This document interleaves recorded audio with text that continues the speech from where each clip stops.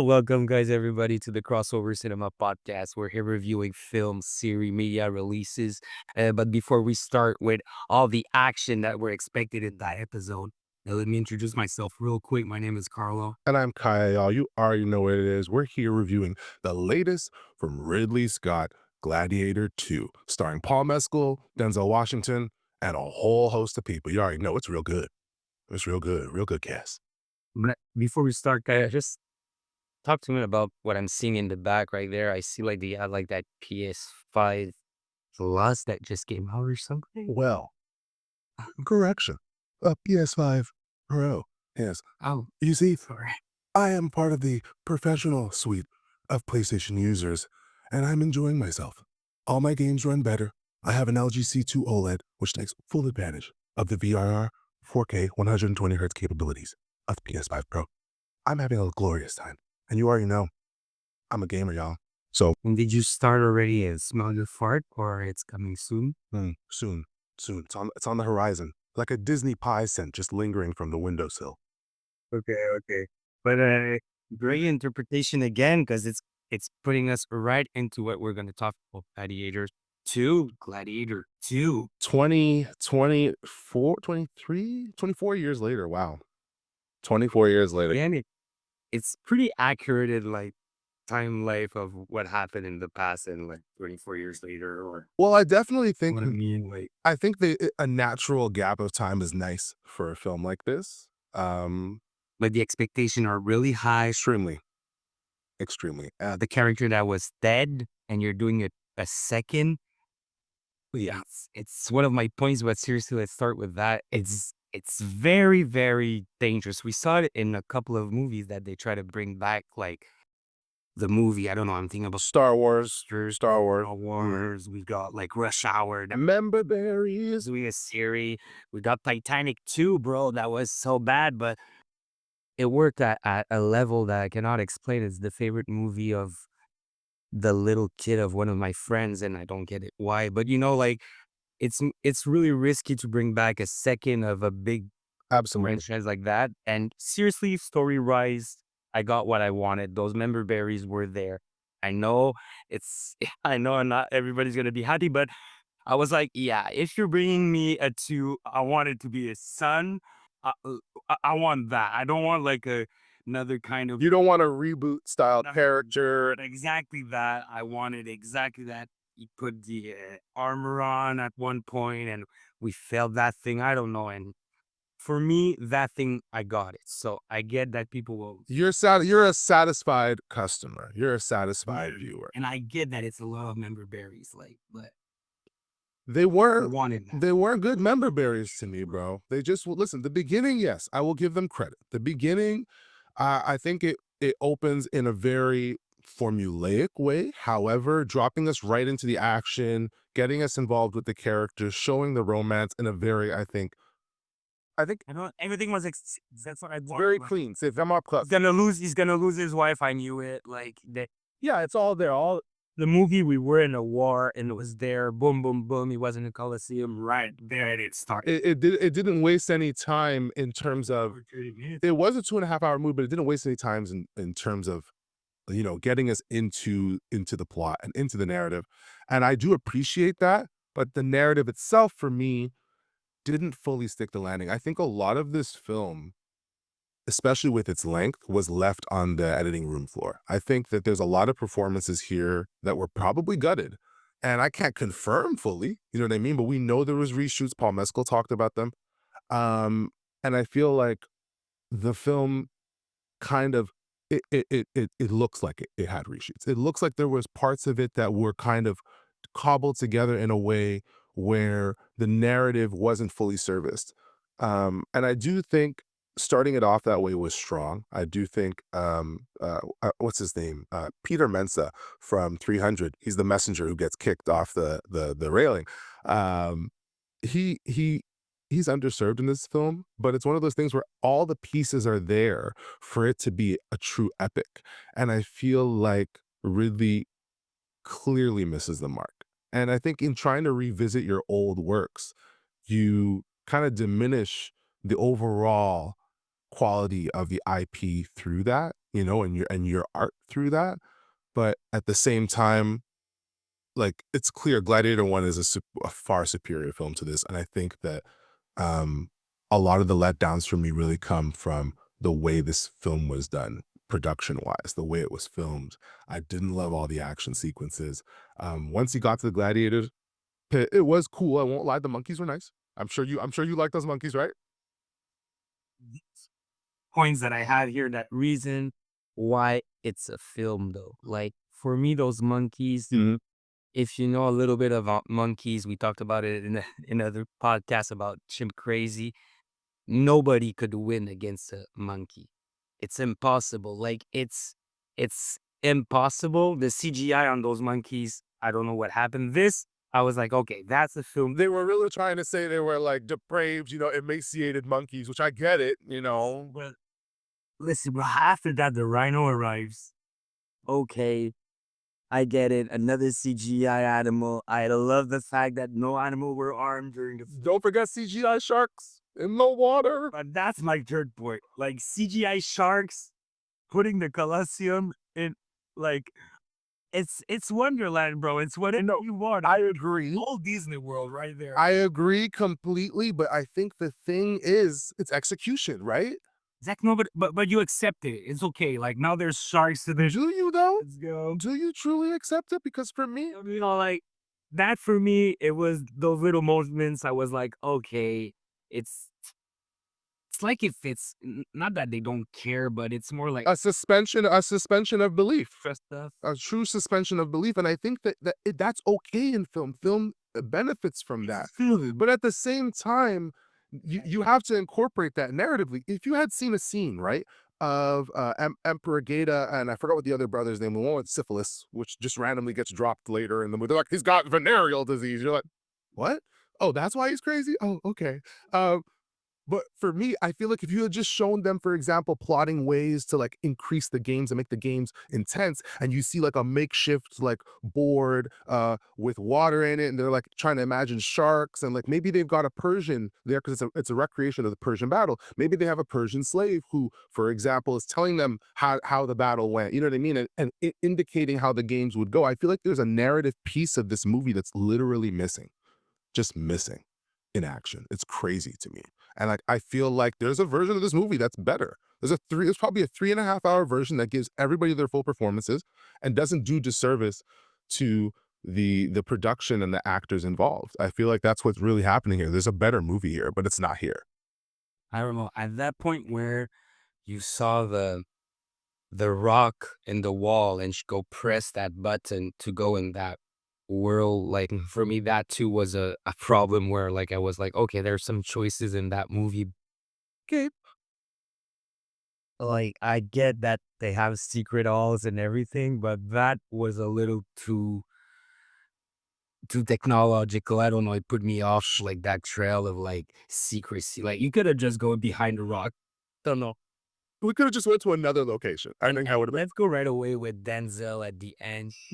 That literally could have killed him, like, if he didn't have that armor right there, like, he was stronger than all the gladiators over there. I don't know, I think it his was a implication was that he was really like an OG warrior like that, right? He's a bit really, like his equalizer role, like he's like yeah, but and the fact that too the horses went, like, one against each other and, mm. oh, they fall down, and I get it's a film. That's where I got, like, that movie vibe of, like, okay, I feel the extraness of it. It's okay, but how did you feel about the speech at the end? Like the Aragon speech, like Yes, yeah, his Lord of the Rings, unite the we're all together. Means, let's all I'm go. not gonna lie, a fan of Lord of the Ring, I was like, okay, I'm in it. I'm doing it. Do So it. I do think the monologuing was fucking excessive. Like, No, there was a lot, like a lot. But Jesus keys and the right, like man. this, those films are like that.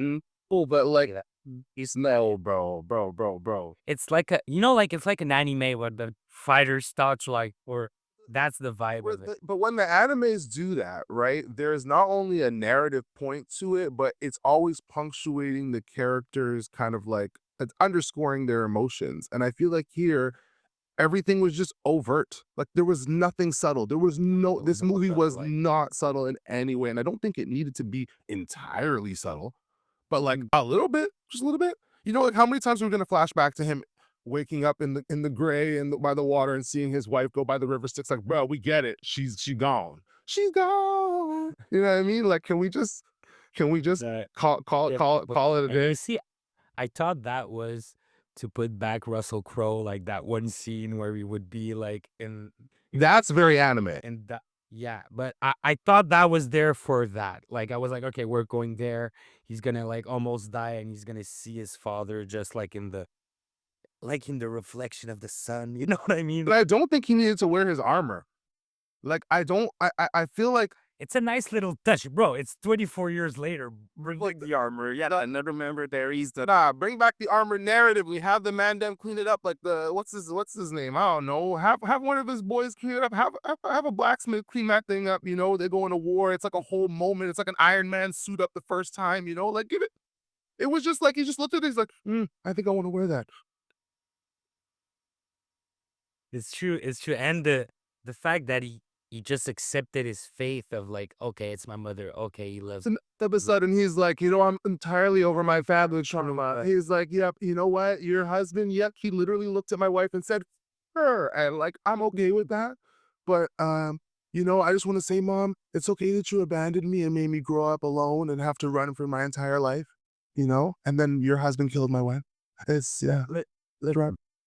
I did some research a little bit, and that two sword that move that he did, Yeah. cut the head with two swords. Anakin on Count Dooku ass shit. There's not a lot of movies. It's not really like seen in movies that we take two swords that are almost identical and we do that move. Usually it's with two different swords or two kind of weapons different. So it was like one of the first time we see that on camera that it's the two same swords.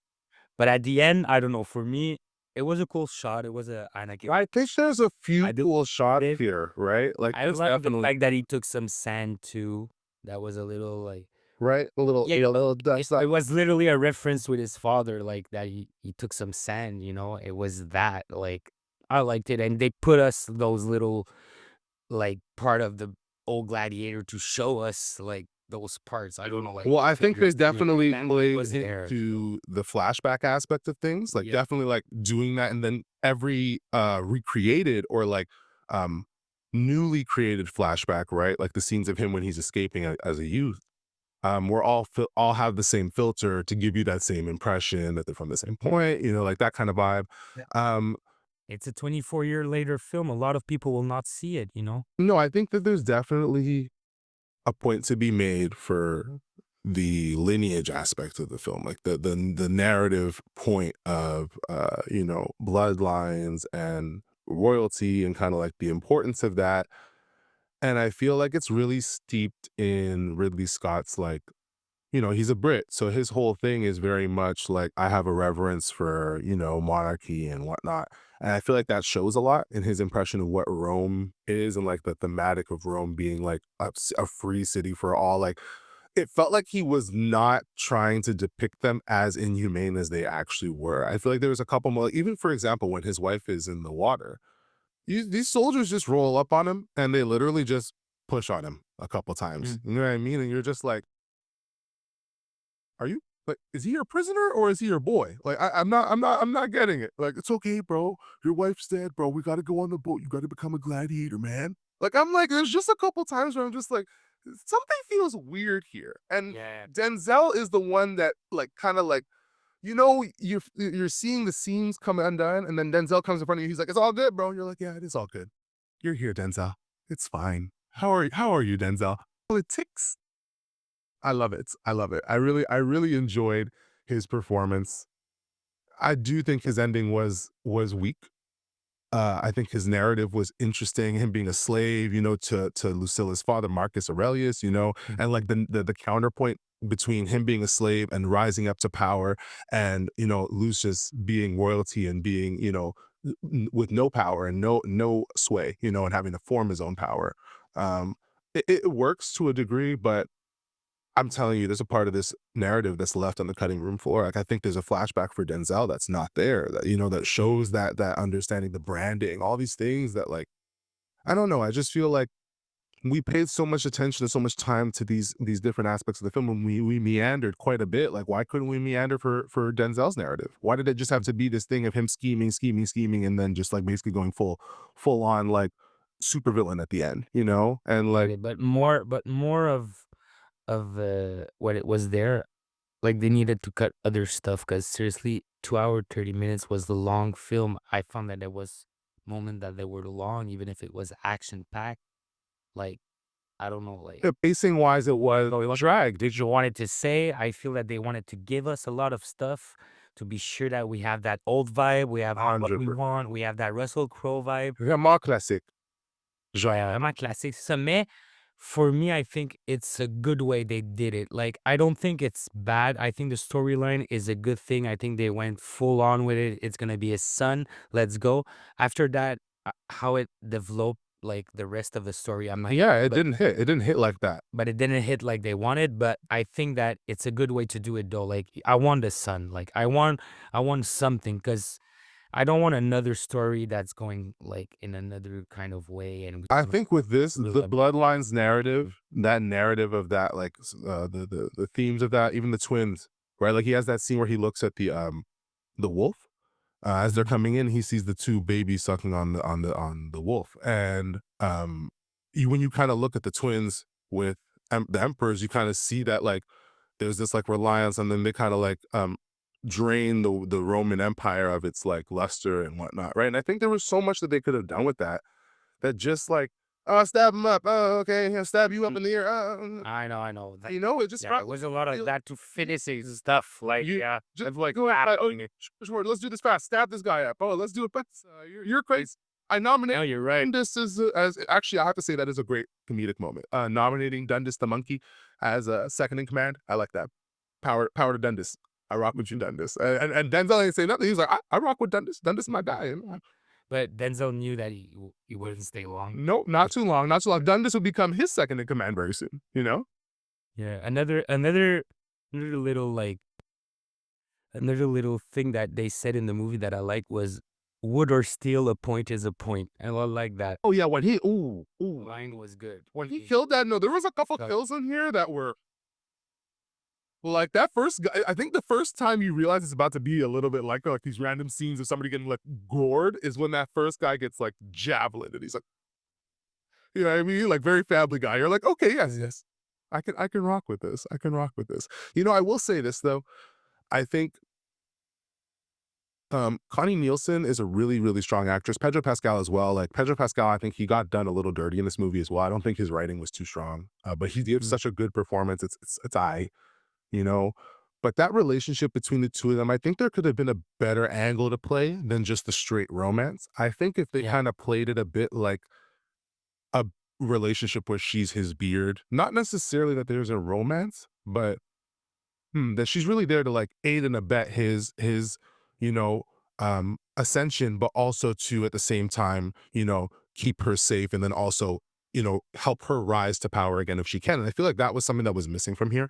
I think a narrative point of Empress Lucilla would have been a very interesting kind of push, and I think that she had all of the tricks. She's the daughter of Aurelius. She was with Maximus. She understands the people. She wants to be for the people. She's around all nature, and like she's always smelling the incense, and she's always around animals. And it's like I feel like they just didn't care to do anything with that. They just stab her in the chest, and they're like, "Well, she's dead." And it's like, come on, Ridley. Like, Yeah, you were missing a little bit of garnish. yeah, like this just feels like a steak mashed It's potato. true, it went Or very forward, but I just think it's but it's no. the I would recommend it to watch it though. I'd say watch, but wait for digital. Yeah. Wait for digital. Exactly. Wait for digital. I don't think this is actually a theater worthy movie. There's a lot of bad shots in here. There's a lot of weak shots, and like some weird, like he does this out of focus thing that I get, like it can work, but he does it in certain moments, and I'm just like, this isn't adding to the reality of the situation. This is feeling less and less. They just feeling like you were like, all right, everybody's back to set. All right, okay, Denzel. All right, Paul, you're good. All right, you threw over this big burly Mel Gibson looking ass dude. All right, we're good.